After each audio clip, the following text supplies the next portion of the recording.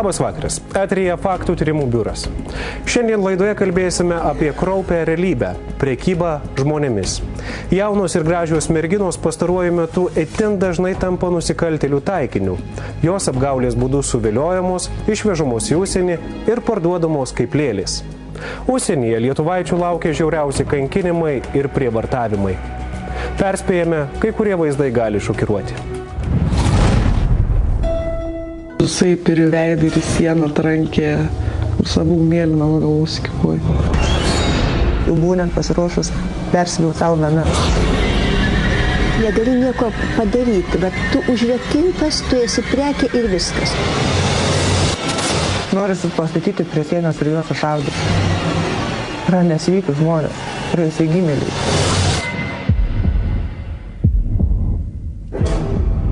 Tūkstančiai lietuvaičių merginų beveik kasdien tampa prekėmis.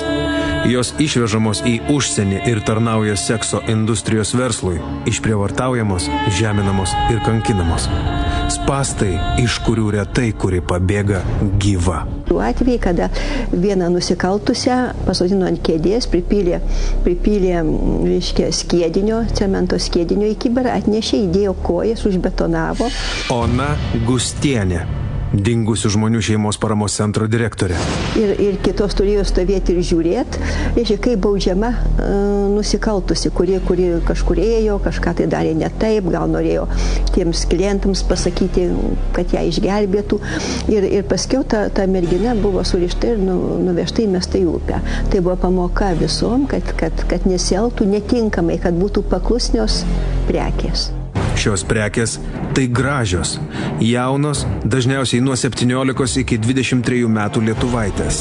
Jos, tapusios užsienio sutenerių prekėmis, be priežasties, tiesiog, profilaktiškai kartą per savaitę sudaužomos iki sąmonės netekimo, kad nesipriešintų ir klausytų savo šeimininkų. Mušamos per galvą, ne kažkur kitur, bet per galvą, kad nesimatytų mėlynių. Grįžta su sulaužytai žandikaliu, su užmuštais dantim. Ir tai tikrai yra ne pasaka. Tai ne pasaka, tai realybė. Štai, Neringa ir Lina.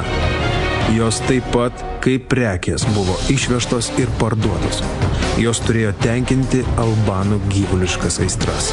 Na ir viskas mušė tol, kol sutikau. Lina, prekybos žmonėmis auka. Kad pripylė vonę pilną ledukų. Ir man į tą vonį kėlė ir pasakė, jeigu tu nedarysi, kad sėdės tol, kol sušalis. Jis tave išprievartavo ne kartą. Taip. Kiek kartų tai buvo, vyko? Kokie 3-4 kartų tai tikrai buvo. Neringa, prekybos žmonėmis auka. Neini dušą praustis, tiesiog šlikšto prie savęs liestis. Kai dabar pasižiūri per televizorių apie tuos visus iškrypėlius, tai norisi pastatyti prie sienos ir juos sušaudyti. Yra nesveikai žmonės, yra įsigimėliai. Būna, kad pastato tą jau, kuri būna prasikaltusi vidury kambario, irgi kitos sukviečiama žiūrėti, ant vienos kojos ir liepia stovėti pusvalandį, valandą, jie geria, linksminasi, cigaretės gesina į moters nuogas rankas, į veidą, o ta turi stovėti. Ir tai, toks pažeminimas labai skaudina. Ir ta tokia, kad negali nieko padaryti. Tu užrakintas, tu esi prekė ir viskas. Neringos ir Linos kriminalinė istorija prasidėjo prieš keletą metų. Nedidelėme Lietuvos miestelyje gyvenančios merginos lankė mokyklą ir svajojo apie gražų gyvenimą. Tačiau, būdamos 11-okės, Viktorija ir Edita susipažino su 2 vaikinais iš didmiesčio, iš Šiaulių. Priėjo, gal tiksliai net nepamenu, susipažinom, atrodė, prisistatė vienas Rokas, o kitas Adrijus buvo. Patikėkit, tai vaikinai buvo idealus. Čia galima skaityti kiekvienos panelės svajonę, turėti tokį vaikiną, kuris yra šitoks rūpestingas, šitoks švelnus. Nieko neįtardamos jaunos ir gražios moksleivės susidraugavo su Arnoldu ir Roku. Ir ką jie prisistatė, ką jie veikė, kuo užsiema tuo metu, ką sakė? Iš pat pradžių tai Arnoldas tai prisistatė savo vardą Arnoldas, o tas Robertas tai melavo, jis prisistatė Roku. Nieko neveikia. Tėvelių, kaip tėvelių vaikai tiesiog. Bet tai keista, kad tėvelių vaikai važinėja su BMW-ais naujais. O ko tu pati iš pažinties tikėjaisi? Nežinau, jauna buvau. Nieko, susipažinsim, tikrai gražus vaikinukai, malonus, mandagus. Nežinau, gal susipažinsim draugai ir tiek. Linai ir Neringai vaikinai labai patiko. Labai. Prabangus naujas BMW, lėti ratlankiai, jauni vairuotojai. Kaip sako merginos, idealūs vaikinukai. Apsinti langai. Lėti ratlankiai. Nežinau, aš ten apie mašinas, kai aš nelabai, bet tai, treningiukai, skustos galvytės, Arnoldas toks, būdavo skusta galva visą laiką, o tas Robertas, vadinamas Rokas, buvo ilgesnis plaukiukas toks. Simpatiškai, gražus berniukai, soliariumai iškepė. Dantukai balti, blizga iš tolo. Darbuotojas priklausomai nuo išnaudojimo tikslo skiriasi. Reda Sirgedienė. Lietuvos kriminalinės policijos biuro prekybos žmonėmis tyrimo skyriaus viršininkė. Jeigu tai yra seksualiniam išnaudojimui, tai paprastai darbuotojas yra panašaus amžiaus kaip ir būsimoji nukentėjusioji arba potenciali auka. Būtinai patrauklus, nesvarbu, galbūt ir ne iš savo pinigų, automobilis, iškalbus, malonus, mandagus. Ir paprastai tas bendravimo laikotarpis yra trumpas iki tol, kol jis jai pasiūlo išvykti. Porą mėnesių Rokas ir Arnoldas, padraugavę su Viktorija ir Erika, pasiūlė nuvažiuoti ir aplankyti Anglijos sostinę Londoną. Neva kažkokius ten dirbančio dėdės pinigus reikia paimti. Nuvažiuosim, ten pabūsim ir šeštadienį išskrisim, o sekmadienį grįšim. Verbavimo atveju yra įvairių. Visų pirmiausia, tebėra tas senas mūsų Lavaboiski modelis. Tai yra vaikinas vaizduoja, kad jis yra įsimylėjęs merginą ir jie kartu važiuoja atostogauti, važiuoja sporto varžybas, spręsti tam tikrų šeiminių reikalų, nes vaikinas turi kokį darbą ar giminiai padėti užsienio valstybėje ir prašo tą merginą, kad jinai palydėtų. Ir aišku, nuvykus jinai yra parduodama. Neringa ir Lina vykti į Londoną iš pradžių nesutiko, tačiau netrukus jos buvo pakviestos nuvažiuoti į vieną Šiaulių naktinį klubą. Pakeliui merginos išgėrė, kaip sako, po miksiuką. Tačiau vaikinai jas nuvežė ne į klubą, o į savo namus. Rokas ir Arnoldas su merginomis dar išgėrė. Ir vėl ėmė siūlyti 2 dienų kelionę į Londoną. Aš nežinau, aš nenoriu taip tikėti, kad aš taip, pavyzdžiui, dabar sėdėčiau blaiviu protu ir aš galėčiau taip jau imti ir sutikti. Aš tai manau, kad kažkas ten buvo ar priberta, ar ką. Apsvaiginimo atveju narkotikais ir įvairiomis narkotinėmis medžiagomis turėjome maždaug iki 2003 metų. Tai buvo labai paplitęs reiškinys Lietuvoje. Tai yra pervežti per sieną tarsi ir miegančią merginą, būsimą auką. Po to buvo laikotarpis, kai tokių atvejų mažai turėdavome ir šiuo metu vėl šitą tendenciją pastebima. Įtariama, kad Neringai ir Linai buvo įpilta narkotinių medžiagų, todėl jos apsvaigusios iškart sutiko vykti į Londoną. Ta pačią naktį iš Šiaulių buvo nuvežtos į sostinę, į tarptautinį Vilniaus oro uostą. Kai paaiškėjo, lėktuvo bilietas jau buvo nupirktas. Mums buvo pasakyta, turėkit pasus, nes į klubą tai leidžia be paso, šiaip tai realiai visur. Einant į klubą, kada esi jaunas žmogus, dažniausiai paprašo tavęs pasą parodyti, ar tu turi 18. Mes turėjom, aš turėjau visą laiką pasas. Merginos su Arnoldu ir Roku išskrido į Angliją.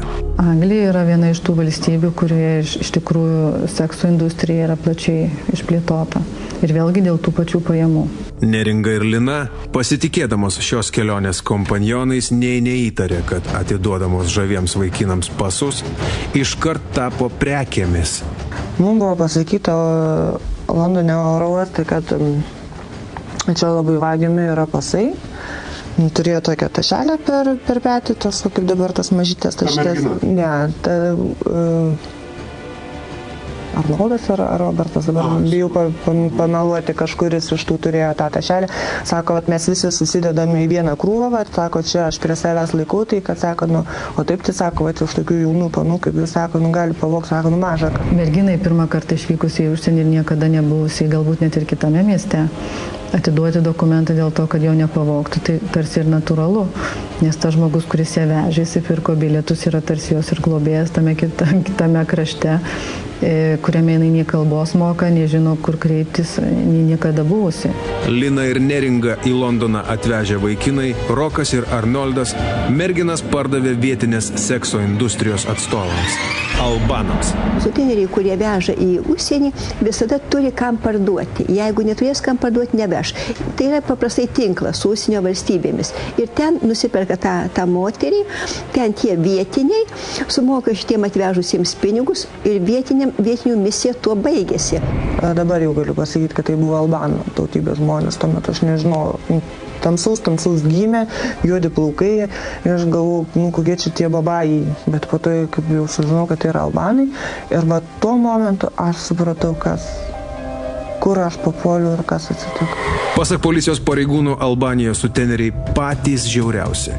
Na, yra specifika žiaurumas, kiek tyrimai rodo, tai jie netgi tarpusavyje pjauti, šauti, nužudyti netgi savo grupuotės narį, tai čia jokia problema. Pasižymė jie žiaurumu ir mūsų aukų atžvilgių, ir tyrimų metu, ir vieni kitų atžvilgių, jie bijo duoti parodymus vienas prieš kitą. Kaip vėliau paaiškėjo, šios merginos buvo parduotos už 3000 svarų, už 15 000 litų. Jos pateko į sekso ir prievartos vergiją. Mes ten ir ko nemelavome. Ta sakė, kad vaiką labai mažiuką turi, kad palikus mamai, kad reikia grįžti. Aišku, niekas ten mūsų neklausė.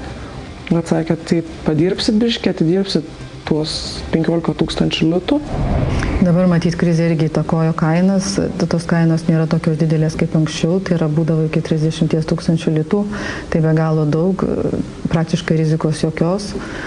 Dabar ta kaina kritusi būna ir 10 000, ir 15, ir 20 priklausomai, kiek mergina yra paruošta, kaip jinai atrodo, kiek jinai yra pati save investavusi, arba tas, kuris ją vežė, kiek investavo. Koks absurdas, įsivaizduojat, bet joms taip sakoma, aš tave nupirkau už tiek ir tiek, reiškia, tu skolinga man turi atidirbti, už tai tu nieko negauni. Dabar, kai jau ta skola baigiama atidirbti, tai vėl tada atiduoda kitam, tas vėl nuperkasi, dabar jau tu man skolinga. Ir šitaip tos skolos nesibaigia. Netgi būna taip, kad grįžta čia Lietuvoje, jie susiranda čia Lietuvį ir sako, žinai, tu neatidirbai ten skolos dar ir tu dabar turi važiuoti tenai. Ko dažniausiai vykdavo muštynės? Štai, kad aš jam nesantykiaudavau su juo. Buvo taip, kad per prievartą tai darė. Verkė, žiūri lubas, verkėjo į citam. Neringa ir Lina, supratusios, kad jau tapo prekėmis, visais įmanomais būdais stengiasi įsivaduoti iš sutenerių gniaužtų. Deja.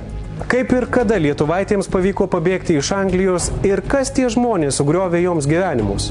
Pasakojimą tęsime po akimirkos.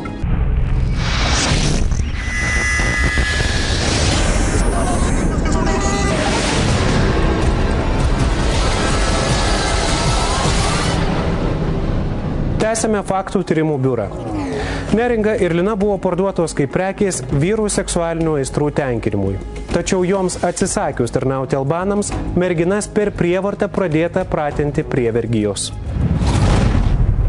Neringa ir Lina, susipažinusios su vaikinais iš didmiesčio Roku ir Arnoldu, buvo išvežtos į Angliją.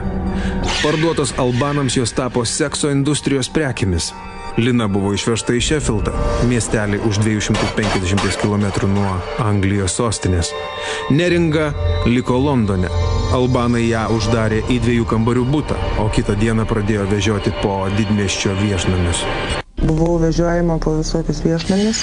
Neringa, prekybos žmonėmis auka.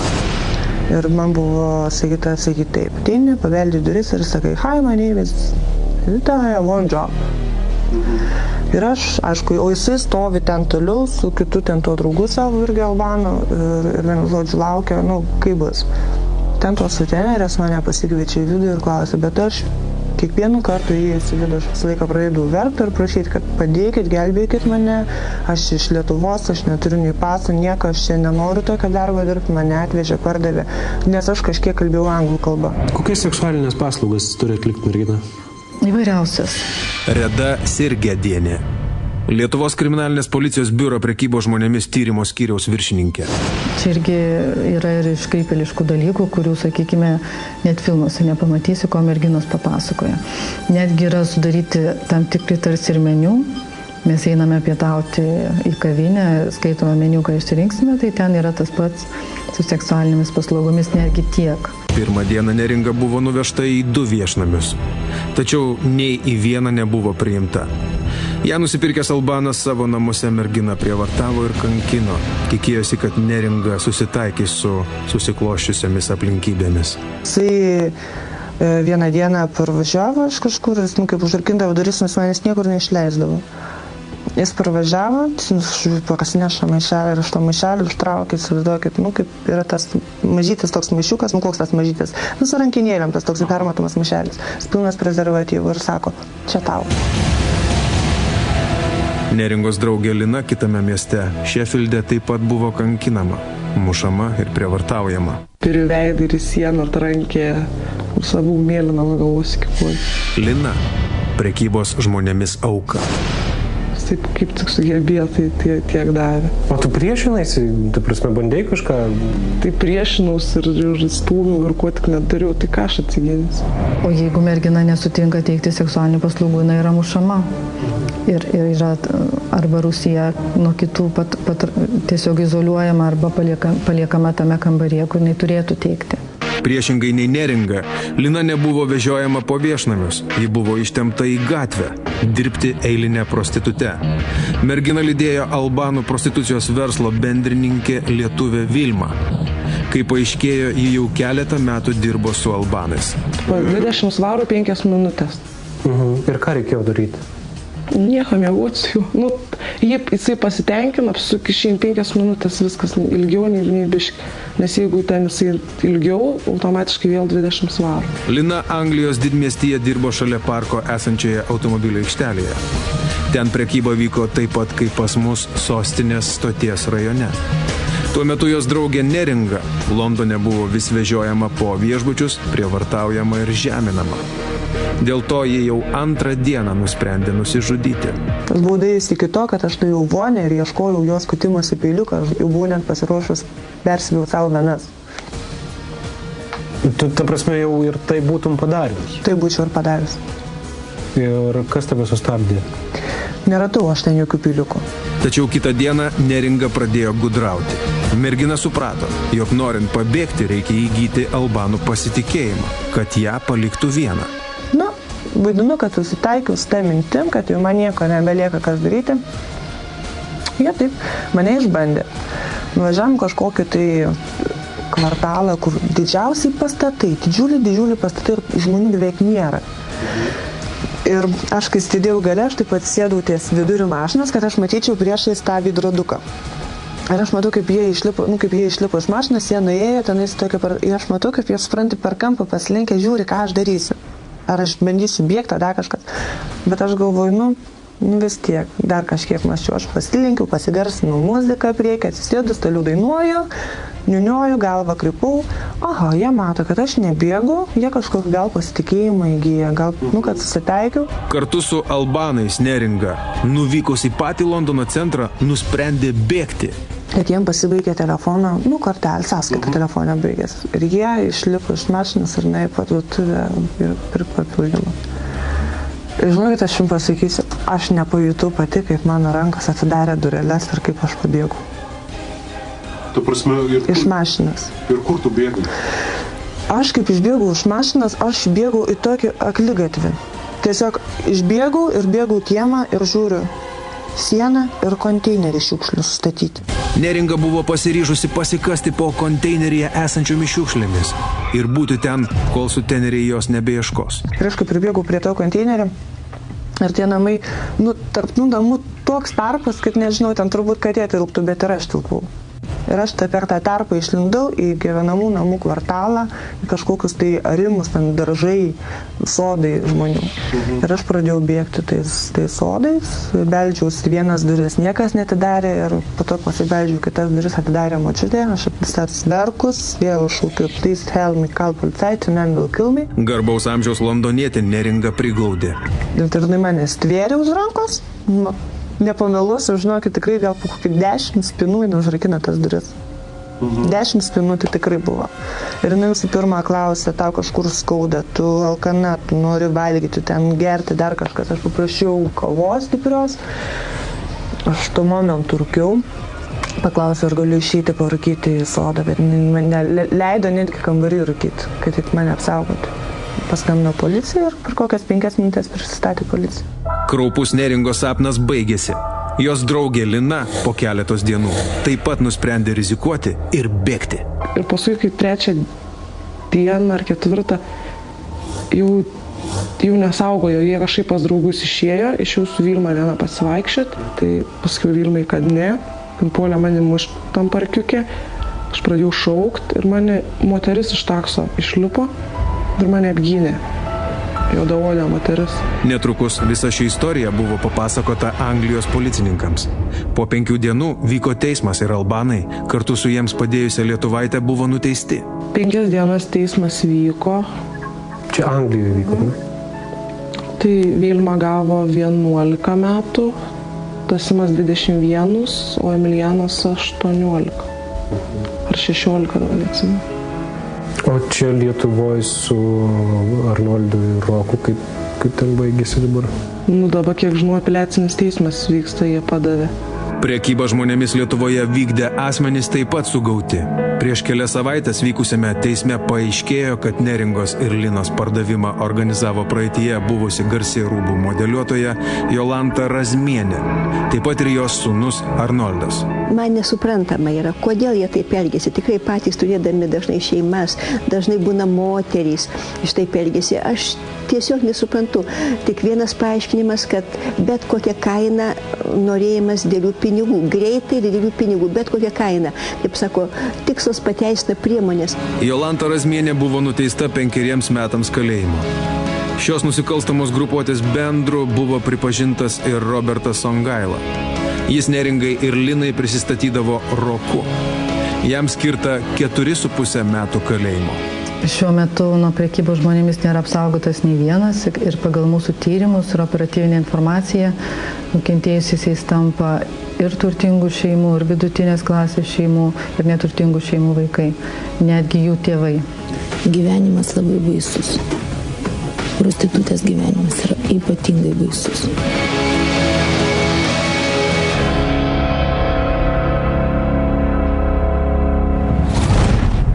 Policijos pareigūnai teigia, kad norint nepatekti į parduodamų aukų sąrašus, reikia nepasitikėti mažai pažįstamai žmonėmis. Labai atidžiai išanalizuoti kiekvieną skelbimą dėl darbo užsienyje, o apie įtartinus asmenis informuoti policiją. Čia buvo Faktų tyrimų biuras. Susitiksime lygiai po savaitės kitą ketvirtadienį.